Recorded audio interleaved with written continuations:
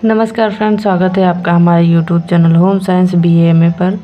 Friends, इस video में आज हम आपको फिफ्थ सेमेस्टर के यूनिट नंबर 3 तथा पेपर नंबर 2 में हम आपको पढ़ाएंगे सामुदायिक विकास में गृह विज्ञान प्रसार शिक्षा। इसमें सबसे पहले हम टॉपिक को समझ लेते हैं कि टॉपिक हमको पढ़ना क्या है। इसमें हमको पढ़ना है सामुदायिक विकास में गृह विज्ञान प्रसार शिक्षा। सामुदायिक विकास में जो सामुदायिक विकास होता है, समुदाय वो होता है हमारा जो ग्राम सभा होता है जिसमें हम रहते हैं, उसमें गृह विज्ञान 2 शब्दों से मिलकर बना है। गृह धन विज्ञान, गृह का मतलब होता है घर तथा विज्ञान का मतलब होता है समस्त कला से जो भी हम घर में समस्त अपनी व्यवस्थाओं को करते हैं। प्रसार शिक्षा मतलब होता है, प्रसार मतलब फैलाना होता है, शिक्षा मतलब ज्ञान। तो सामुदायिक विकास में गृह विज्ञान प्रसार शिक्षा, जो हमारा सामुदायिक विकास है उसमें गृह विज्ञान प्रसार शिक्षा का क्या महत्व होता है।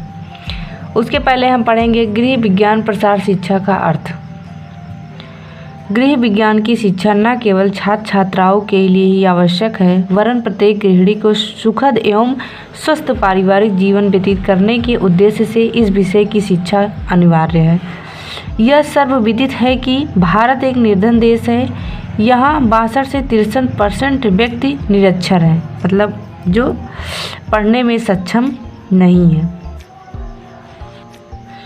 वास्तव में गृह विज्ञान प्रसार शिक्षा वह शिक्षा है जो लोगों को शिक्षित कर उनके दैनिक जीवन में उस शिक्षा को उपयोगी बनाने के लिए प्रेरित करती है।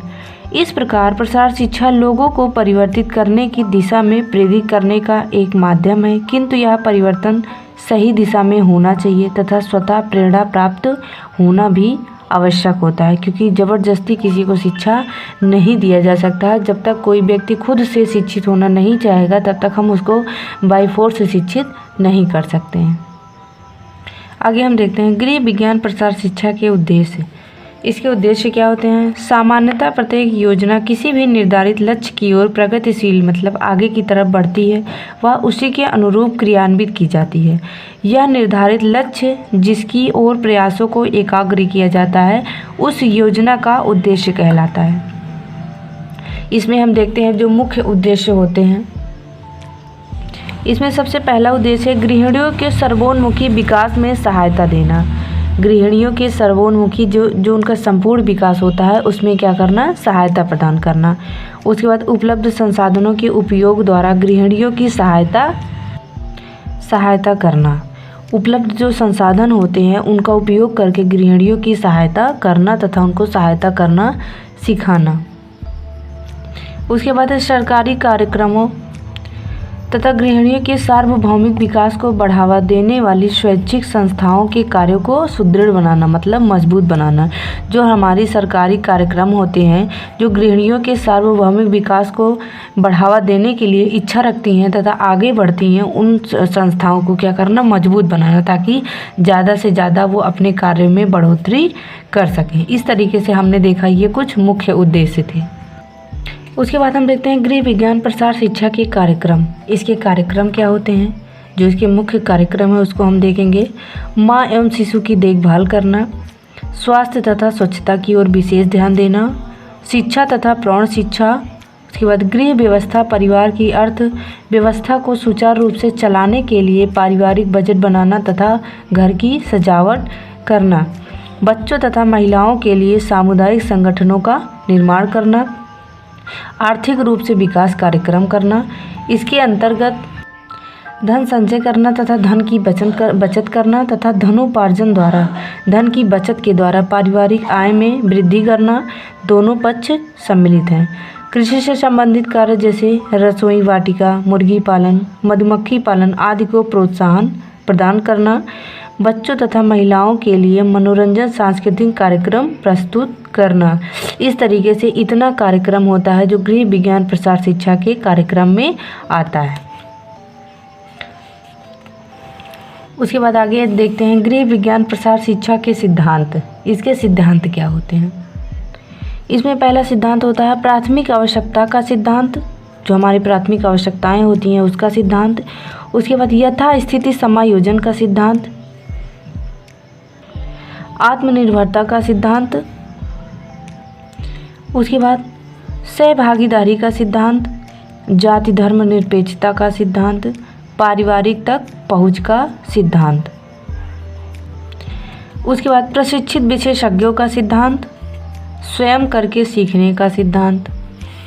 उसके बाद है ग्रामीण महिलाओं के अनुभव जानने का सिद्धांत। जो ग्रामीण महिलाएं होती हैं उनमें पहले से क्या अनुभव है तथा उसके हिसाब से जो हम आगे की प्रक्रिया करेंगे उसमें उनका क्या सिद्धांत रहेगा। उसके बाद है स्थानीय संसाधनों के उपयोग का सिद्धांत। इस तरीके से हमने इतना सिद्धांत देखा। उसके बाद हम थोड़ा सा गृह विज्ञान प्रसार शिक्षा का इतिहास के बारे में देखते हैं। इसका क्या इतिहास रहा है। राष्ट्र के विकास में महिलाओं की भी महत्वपूर्ण भूमिका है।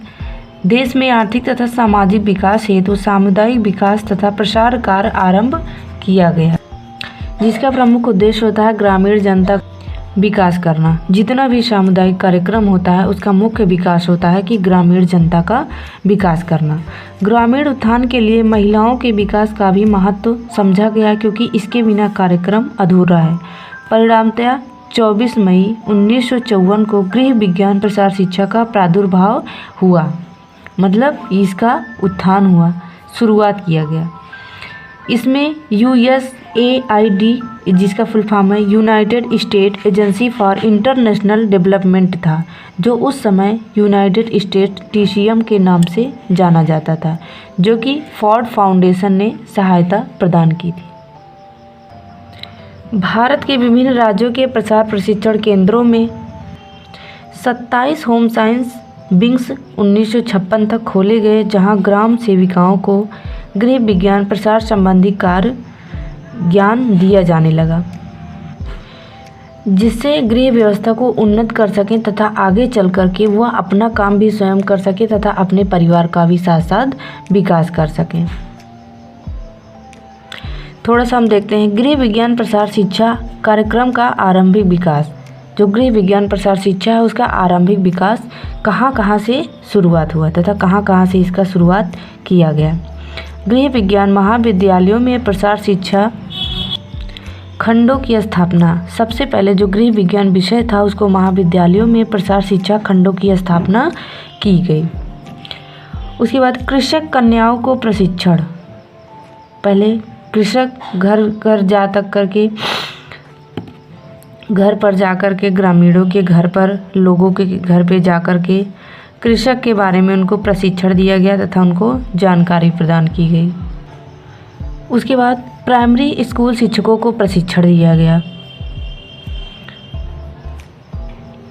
उसके बाद सरकारी संबंध विभागों के भी सहयोग लिए गए। उसके बाद हम देखते हैं गृह विज्ञान प्रशिक्षण के लाभदायक परिणाम। जो गृह विज्ञान हमारा प्रशिक्षण दिया गया उसके क्या क्या लाभदायक परिणाम मिले हैं। गृह विज्ञान प्रसार शिक्षा प्रशिक्षण के आरंभ होने से कॉलेज में गृह विज्ञान प्रसार शिक्षा विभागों तक ब्लॉक में चल रहे प्रसार कार्यक्रमों को प्रोत्साहन प्राप्त हुआ। उसके बाद ग्राम सेविका प्रशिक्षण केंद्र, महिला मंडल, व्यवहारिक पोषाहार कार्यक्रम, कृषि विभाग सभी परस्पर श्रृंखलाबद्ध होकर एक दूसरे के सहयोग से काम करने लगे, मतलब मिलजुल कर काम करने लगे। उसके बाद ग्राम सेविकाओं तथा अन्य प्रसार कार्यकर्ताओं का गांव में स्वागत हुआ। धीरे धीरे उन्हें अजनबी न समझकर उनसे मित्रवत व्यवहार किया गया तथा उनके साथ कार्य को आगे बढ़ाया गया। ग्रामीण महिलाएं स्वास्थ्य के प्रति सचेत हो गईं।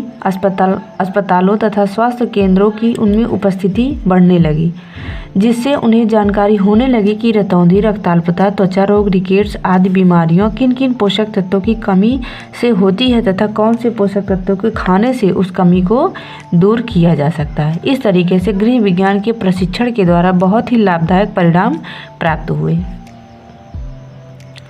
फ्रेंड्स, इस तरीके से आज के वीडियो में हमने ये टॉपिक कवर किया कि सामुदायिक विकास में गृह विज्ञान प्रसार शिक्षा का क्या महत्व होता है, शिक्षा की उत्पत्ति कब हुई, सामुदायिक विकास में गृह विज्ञान प्रसार शिक्षा की उत्पत्ति कब हुई, इसकी अवधारणा क्या था तथा इसकी आवश्यकता क्या थी। आवश्यकता ये थी कि इसी गांव के लोगों को पहले सर्वे किया गया कि किन लोगों को किन चीज़ों की आवश्यकता है, पहले उनकी आवश्यकताओं को देखा गया तथा उस पर विचार किया गया। उसके बाद सरकारी योजनाओं को चलाया गया। उसके बाद लोगों का जो है लोगों को रोज़गार के माध्यम से उनको गांव-गांव तक पहुंचाया गया तथा उनके माध्यम से लोगों को प्रशिक्षण दिया गया तथा अब वह इतना सक्षम हो गए कि अपना काम वह स्वयं कर सकते थे। उसके बाद इसका महत्व ये हुआ कि लोग जानकारी प्राप्त करके उससे संबंधित कार्य करने लगे तथा अपनी समस्याओं का निदान करने लगे। इस तरीके से हमने इस वीडियो में ये टॉपिक कवर किया है। वीडियो पसंद आए तो लाइक शेयर सब्सक्राइब ज़रूर करें। वीडियो देखने के लिए धन्यवाद।